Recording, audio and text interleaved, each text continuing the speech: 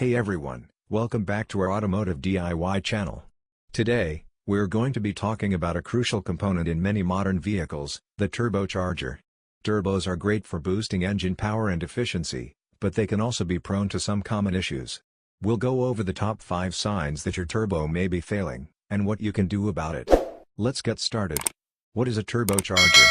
A turbocharger is a forced induction system that uses the exhaust gases from the engine to spin a turbine, which in turn compresses the intake air going into the engine.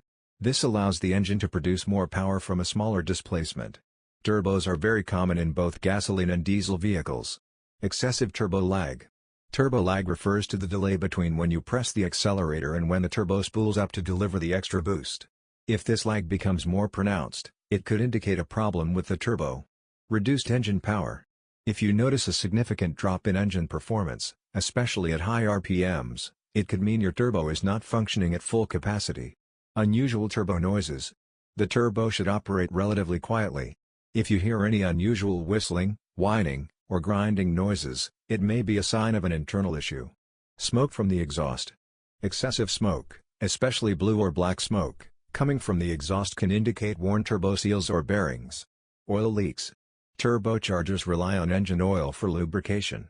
If you notice oil leaks around the turbo, it's likely time for a replacement. What to do if your turbo is failing? If you suspect your turbo is going bad, the best course of action is to have it inspected by a professional mechanic. Trying to drive with a failing turbo can lead to catastrophic engine damage. Turbo replacement can be an expensive repair, but it's crucial to address the issue as soon as possible. Conclusion. Turbocharged engines offer a lot of benefits, but the turbo itself is a complex component that requires proper maintenance. By keeping an eye out for the warning signs we covered today, you can hopefully catch any turbo issues early and avoid costly repairs down the road. Thanks for watching, and we'll see you next time.